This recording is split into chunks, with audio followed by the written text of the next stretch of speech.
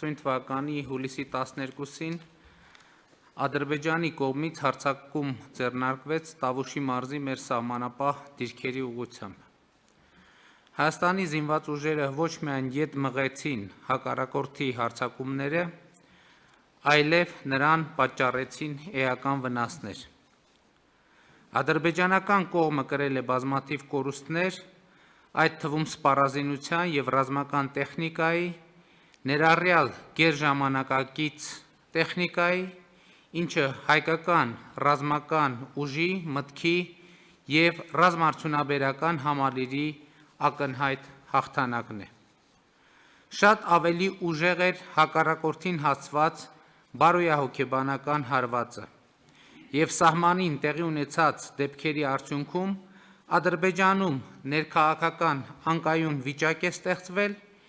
ինչը այդ երկրի ղեկավարությանը ստիպում է դիմել նորանոր սադրանքների,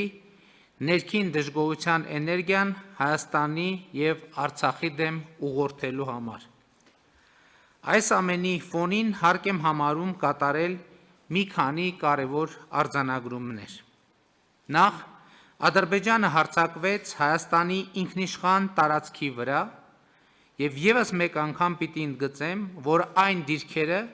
որոնք դարձել են վերջին երկու շաբաթվա իրադարձությունների կիզակետ, գտնվում են Հայաստանի ինքնիշխան տարածքում և Հայաստանին ուղղված Ադրբեջանի մեղադրանքները իր դեմ ագրեսիայի վերաբերյալ պարզապես անհեթեթ են։ Ադրբեջանը հարձակում գործեց այն ժամանակ, երբ Հայաստանը ներգրավված էր Լեռնային Ղարաբաղի հարցի կարգավորման խաղաղ գործընթացում և այն պայմաններում, երբ Ադրբեջանը հրաժարվում էր բանակցել հակամարտության հիմնական կողմի Արցախի հետ։ Ադրբեջանի բոլոր հարձակումները վճռականորեն ետ մղվեցին և հայկական կողմը առավել քան ամրացրեց իր դիրքերը սահմանագծում։ Ադրբեջանական այն միֆը, թե նրա բանակը կարող է հաղթել հայկական բանակին և հետևաբար Հայաստանը և Արցախը պետք է զիջումների գնան, հօդս ցնդեցին։ Մենք երկար ժամանակ Ադրբեջանին հորդորում ենք չփորձել մեզ հետ խոսել ուժի դիրքերից, ուժի լեզվով և ուժի սպառնալիքներով։ Եվ հիմա կարող ենք ասել, Հայաստանը ոչ միայն մերժեց ուժի սպառնալիքը դիվանագիտական սեղանի շուրջ, այլև մարտի դաշտում ցույց տվեց, որ դրանք անհիմն են և չեն արտացոլում ուժերի իրական հարաբերակցությունը։ Երբ ասում եմ ուժերի իրական հարաբերակցություն, նկատի չունեմ միայն սպառազինությունների և զինված ուժերի քանակը, այլ նախ և առաջ նրանց գործողությունների որակը, կառավարման մակարդակը։ Հիմա կարող ենք վստահ ասել, որ Հայաստանի զինված ուժերը, հայոց բանակը ոչ միայն ցուցաբերեցին բարձրագարկ մարտունակություն, այլև տարածաշրջանի ամենամարտունակ և ամենաինտելեկտուալ բանակի համարումը վերահաստատեցին։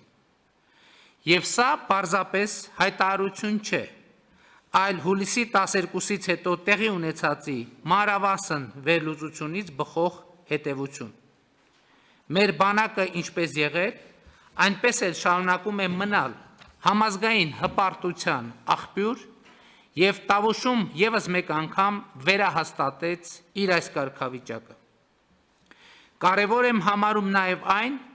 որ Հայաստանի հասարակությունը ցույց տվեց միահամուռ աջակցություն և վստահություն իր լեգիտիմ կառավարությանը և զինված ուժերին։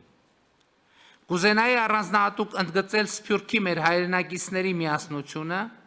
Հայաստանին իրենց օգնելու նվիրումը, խոհեմությունը և սթափությունը։ Սփյուռքի մեր հայրենակիցները այս օրերին ևս մեկ անգամ ցույց դրեցին, որ մենք մեկ ամբողջություն ենք, մեկ ընտանիք, մեկ ոգի և մեկ ինքնություն։ Սիրելի հայրենակիցներ, հարգելի գործընկերներ, անցած այս օրերին միջազգային համայնքի առջև մենք ցուցաբերեցինք պատասխանատու և վստահ պահվածք։ Մենք հավատարիմ մնացինք կրակի դադարեցման 3 պայմանավորվածություններին, որոնք հաջորդաբար խախտվում էին Ադրբեջանի կողմից,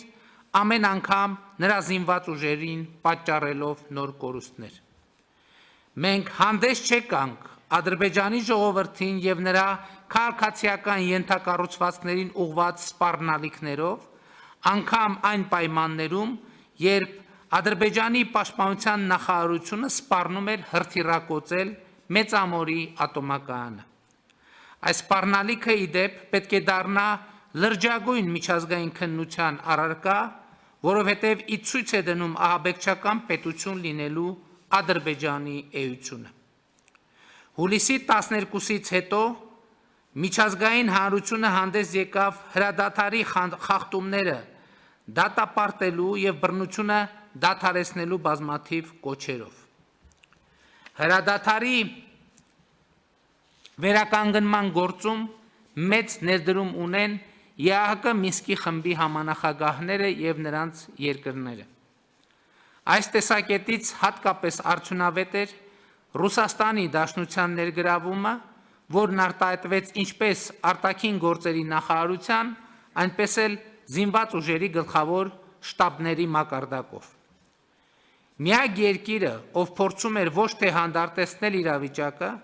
այլ առավել մեծ բռնություններ հրահրել, Թուրքիան էր։ Հաշվի առնելով այդ երկրի ապակայունացնող եւ ագրեսիվ քաղաքականությունը իրեն սահմանափակցող մի շարք տարածաշրջաններում եւ ավանդական հակահայկական քաղաքականությունը, որը արտահայտվում է հայոց ցեղասպանության արդարացմամբ, Թուրքիայի այս գործելակերպը մեծ հաշվով անակնկալ չէր։ Բայց նրա ագրեսիվության աճը առաջ է բերում մեր քաղաքականության որոշակի վերանայման անհրաժեշտություն, այդ թվում Թուրքիայի ագրեսիվությունը զսպելու միջազգային ֆորմատներում մեր մասնակցության ծավալների իմաստով։ Սիրելի հայրենակիցներ, հարգելի գործընկերներ, որևէ կասկած չկա, որ այս փորձությունից մենք դուրս ենք գալիս հաղթանակած եւ վստահ մեր ուժերի, մեր ժողովրդի եւ հասարակության տոկունության վրա։ Բայց մեզ անհրաժեշտ է կատարել նաեւ որոշակի հետևություններ։ Մենք չենք կարող անտեսել այն, ինչ տեղի է ունեցել։ Չենք կարող անտեսել այն փաստը, որ 2016 թվականի ապրիլից հետո երկրորդ անգամ Ադրբեջանն ուժ կիրառեց այն դեպքում, երբ արկա էր խաղաղ գործընթաց, երբ արկա էր ԵԱՀԿ Մինսկի խմբի համանախագահների կոչը ձեռնպահ մնալ սադրիչ գործողություններից եւ հռետորաբանությունից։ Ադրբեջանն ուժ կիրառեց այն պահին, երբ ողջ աշխարհն իր ուժերն ու ռեսուրսները կենտրոնացրել էր մարդկությանը պատուհասած համաշխարհային համավարակի դեմ պայքարի վրա։ Բայց եւ այնպես մենք մեր դիրքորոշումը հուլիսյան հաղթական մարտերից հետո ամրապնդել ենք եւ դրանք արտահայտվում են հետեւյալում։ Առաջին, Հայաստանի եւ Արցախի ընդհանուր անվտանգության համակարգը պետք է առավել ամրապնդել։ Այս տեսակետից խիստ կարևորում եմ Արցախի հանրապետության հետ մեր սերտ համագործակցությունը եւ այդ համագործակցությանը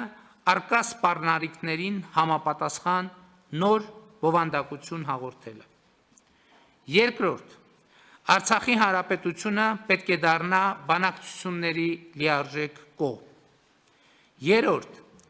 Ադրբեջանը պետք է հրապարակայնորեն հրաժարվի ուժի կիրառումից եւ վստահելի քայլեր կատարի հակահայկական հռետորաբանությունը դադարեցնելու ուղղությամբ։ Չորրորդ,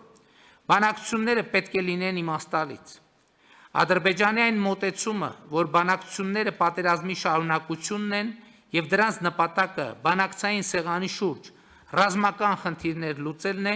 իմաստազրկում են բանակցային ողջ գործընթացը։ Բանակցություններն իմաստ ունեն, եթե Ադրբեջանը պատրաստ է ետ կանգնել իր մաքսիմալիստական մոտեցումից եւ պատրաստ է փոխզիջման։ Առանց որևէ սահմանափակման Արցախի ժողովրդի ինքնորոշման իրավունքի ճանաչումը, Հայաստանի եւ Արցախի բնակչության անվտանգությունը չեն կարող զիջվել որևէ պարագայում։ Հինգերորդ, Վերջին օրերին Ադրբեջանը թիրախավորեց Տավուշի մարզի մի շարք գյուղերի սահմանամերձ բնակավայրերի քաղաքացիական բնակչությանը եւ ենթակառուցվածքներին։ Ադրբեջանին զենք մատակարարող երկրները պետք է հստակ գիտակցեն, որ այդ զենքի օգտագործումը խաղաղ բնակչության դեմ հանցագործություն է, քանի որ այնպիսի տպավորություն է ստեղծվում, որ Հայաստանի զինված ուժերի եւ խաղաղ բնակչության դեմ կռվում է ոչ թե Ադրբեջանը, այլ օտարերկրյա ճշգրիտ մահաբեր զինատեսակներ արտադրող միջազգային կորպորացիաներ իրենց մասնագետներով հանդերձ։ Արդեն երրորդ տասնամյակը ձգվող հակամարտությունը լուրջ վնաս է հասցնում Հայաստանի սահմանավերձ բնակավայրերին եւ Արցախում ապրող մարդկանց եւ խախտում է նրանց քաղաքական, տնտեսական, բնապահպանական, տեղաշարժի եւ այլ իրավունքներ։ Այն մոտեցումը, որ այդ իրավունքները կարող են իրացվել միայն հակամարտության կարգավորումից հետո, ընդունելի չէ։ Հակամարտության գոտում ապրող մարդկանց խնդիրները պետք է դառնան բանակցային օրակարգի առաջնային մաս։ 6. Հրադադարի պահպանման մոնիտորինգը, որը գոյություն ուներ մինչև համավարակը, փաստացի խիստ սահմանափակ է։ Անհրաժեշտ է ներդնել արդյունավետ միջազգային մոնիտորինգ, որը լինի մշտական եւ ունենա ստուգողական մեխանիզմներ, որոնք կարձանագրեն, թե երբ եւ որ կողմն է խախտել հրադադարը։ Նմանօրինակ մոնիտորինգային գործունեություն կարող է իրականացնել ԵԱՀԿ գործող նախագահի անձնական ներկայացուցչի գրասենյակը, որն ունի տարածաշրջանում տարիների փորձառություն եւ կարող է ապահովել ԵԱՀԿ դիտորդների մշտական ներկայությունը տարածաշրջանում, թե պետական սահմանին եւ թե շփման գծում։ Զինվորականների միջև տեղում ուղիղ կապի ապահովումը արդյունավետ գործիք է միջադեպերը կանխելու եւ պարզաբանելու ուղղությամբ։ 7. Հակամարտության խաղաղ կարգավորման նպատակով Հայաստանը շարունակելու աշխատել ԵԱՀԿ Մինսկի խմբի համանախագահների հետ։ Մենք վճռականորեն մերժել եւ մերժելու ենք հակամարտության շահարկմամբ տարածաշրջանը ապակայունացնելու Թուրքիայի փորձերը։ Սիրելի հայրենակիցներ, հարգելի գործընկերներ, հուլիսյան հաղթական մարտերը ցույց տվեցին, որ 2018 թվականի ոչ բռնի, թավշյա, ժողովրդական հեղափոխության, դրան հետևած ժողովրդավարացման, կոռուպցիայի դեմ պայքարի, բարեփոխումների, բանակի զարգացման նոր հայեցակարգի արդյունքում մեր երկիրն ու հասարակությունը դիմակայունության ու համախմբվածության նոր մակարդակի են հասել։ Մեզ կարելի է ոգևորվել այս փաստից, բայց եւ այդ ոգևորությունը պետք է փոխակերպվի ամենօրյա ստեղծարար աշխատանքի,